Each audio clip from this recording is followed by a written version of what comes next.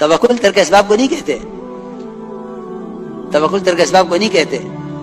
तवक्कुल कहते हैं अल्लाह की ज़ात आली के साथ अपनी उम्मीदों को ऐसा वाबस्ता कर लेना कि असबाब की कोई हैसियत, इनसे कोई उम्मीद दिल के किसी गोशे में बाकी न रहे। तवक्कुल, तवक्कुल तो बंदे के अल्लाह के दिमाग में एक राज है। ए अल्लाह, मेरा हाल तू जानता है या मैं जानता हूं, तीसरा आदमी मेरे हाल को नहीं जानता, बस इसी को तवक्कुल कहते हैं।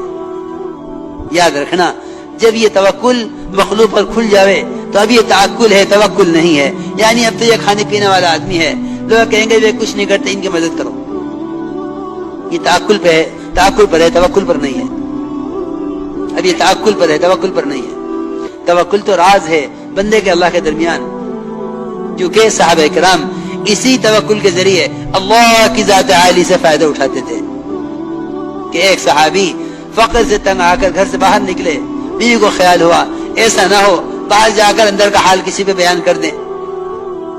बीवी ने चक्की चलानी शुरू कर दी ताकि महल्ले पड़ोस वाले चक्की की आवाज सुने तो समझें कि हाँ, इनके यहाँ दाना पिस रहा है, फाका नहीं है। और धुआं उठाया तन्नूर में इस ख्याल से कि पड़ोसी ये समझे खाना पक रहा है, फाका नहीं है। हालांकि घर में एक दाना भी खाने को नहीं था।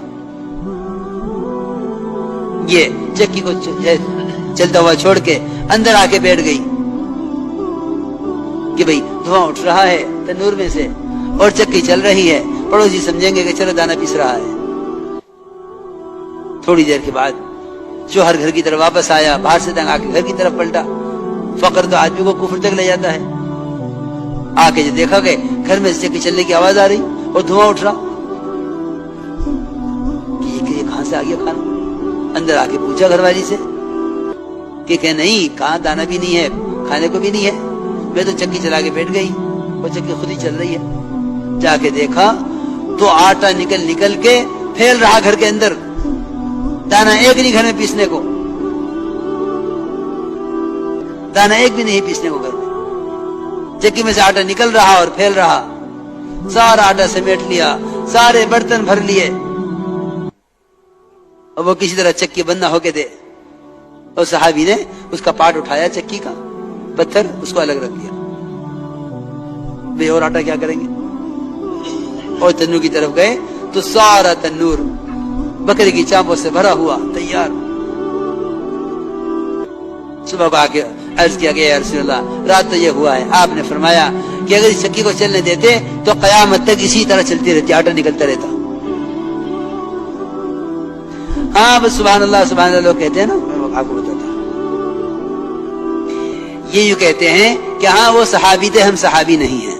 अल्लाह के साथ यही बदगुमानी है, अल्लाह के साथ यही बदगुमानी है कि अल्लाह जो सहाबा के साथ कर चुके वह हमारे साथ नहीं करेंगे। अरे खुदा की कसम, कहीं ये बात नहीं है। अल्लाह वही है, वादे वही हैं, आमाल वही हैं, उम्मत वही है, कोई एक चीज भी तो बदली हुई नहीं है, एक चीज भी तो बदली हुई नहीं है। अल्लाह वही, आमाल वही, वादे वही, उम्मत वही। सिर्फ बात इतनी है कि असबाब ने अल्लाह से बदगुमान कर दिया है, असबाब ने अल्लाह से बदगुमान कर दिया। इसे खूब जमकर दावत दिया करो कि अल्लाह की कुदरत वादों के साथ है, वादे हुक्मों के साथ है, असबाब के साथ कुदरत भी नहीं है, वादा भी नहीं है। असबाब के साथ कुदरत भी नहीं है, वादा भी नहीं। जमकर दावत दिया करो यकीन के साथ कि कुदरत वादों के साथ है और वादे हुक्मों के साथ है। असबाब के साथ कुदरत भी नहीं है, वादा भी नहीं है। फिर असबाब की हैसियत क्या है कि असबाब की हैसियत कि असबाब तो इम्तिहान के लिए हैं। हम ये देखना चाहते हैं कि जो कुछ होता है उसे असबाब की तरफ मंसूब करते हैं, हमारी तरफ मंसूब करते हो। इसलिए मेरे दोस्तों अजीजों, ये हमारा मौजू है कि अमल पेश करो सबके मुकाबले में, कि करने वाली जात अल्लाह की है और करने के ज़ाब्ते मोहम्मद सल्लल्लाहु अलैहि वसल्लम के तरीके हैं। कायनात ज़ाब्ता नहीं है। इसकी दावत जम कर दिया करो और इसकी मश्क भी किया करो। सिर्फ दावत नहीं है, दावत के साथ मश्क भी है। कि क्या मश्क है? देखो, जैसे कोई हाइट पेश आवे ना, सबसे पहले नमाज की तरफ कदम उठाओ اسباب کتنے بھی یقینی سامنے ہوں، نماز کی طرف پہلے قدم اٹھاؤ، کہ حضور اکرم صلی اللہ علیہ وسلم نے اپنے صحابہ کا یہی مزاج بنایا تھا، اپنے صحابہ کا یہی مزاج بنایا تھا۔ ایک صحابی نے عرض بھی کیا کہ یا رسول اللہ میں تجارت کے لیے بحرین جانا چاہتا ہوں، فرمایا پہلے 2 رکعت نماز پڑھ لو۔ آپ نے فرمایا پہلے 2 رکعت نماز پڑھ لو۔ اس لیے میرے دوستو عزیزو، جم کر اس کی دعوت دیا کرو کہ کرنے والی ذات اللہ کی ہے اور کرنے کے ضابطے محمد صلی اللہ علیہ وسلم کے طریقے ہیں، کائنات ضابطہ نہیں ہے۔ اس طرح ہمیں امت کو اعمال کی طرف لاؤ شکلوں کے مقابلے میں، امت کو اعمال کی طرف لاؤ شکلوں کے مقابلے میں۔ ہاں، ہر عمل کا کمال علم کے ساتھ ہے، علم کے بغیر کسی عمل میں کمال نہیں ہے۔ 2 ہی چیزیں ہیں عمل کے ساتھ، ایک ایمان اور ایک علم۔ ہر عمل کے ساتھ 2 چیزیں لگی ہوئی ہیں، ایمان اور علم۔ ایمان کے اندر تو اخلاص اور احتساب دونوں چیزیں ہیں، اور علم کہ علم عمل کا طریقہ بتلاوے گا، علم عمل کا طریقہ بتاوے گا۔ یہ میرے دوستو عزیزو، ہمیں دعوت سے جس طرح کلمہ کا اخلاص مطلوب ہے کہ وہ حرام سے روک دینے والا ہے، اس طرح دعوت سے نماز کا اخلاص مطلوب ہے کہ یہ منکر سے روک دینے والا ہے، اسی طرح علم سے علم کا اخلاص بھی مطلوب ہے کہ علم، اللہ اکبر، کہ علم تو اللہ کی خشیت کے ساتھ ہے، کیونکہ حدیث میں آتا ہے کہ علم بھی 2 قسم کا ہے، علم بھی 2 قسم کا ہے، زبان کا اور دل کا، کہ علم 2 قسم کا ہے، زبان کا اور دل کا۔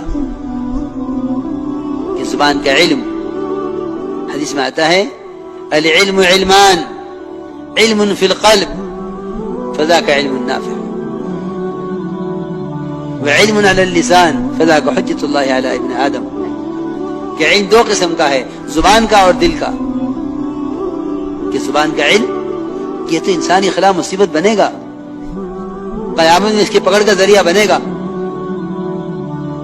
دیکھو میری بات یاد رکھو، کثرت معلومات یہ علم کا موضوع نہیں ہے، صرف اس بات کی تحقیق کرنا کہ میرا رب مجھ سے کس وقت کیا چاہتا ہے۔ اتنا علم سیکھنا ہر مومن کے ذمے، مرد ہو یا عورت، ہر ایک کے ذمہ فرض عین ہے،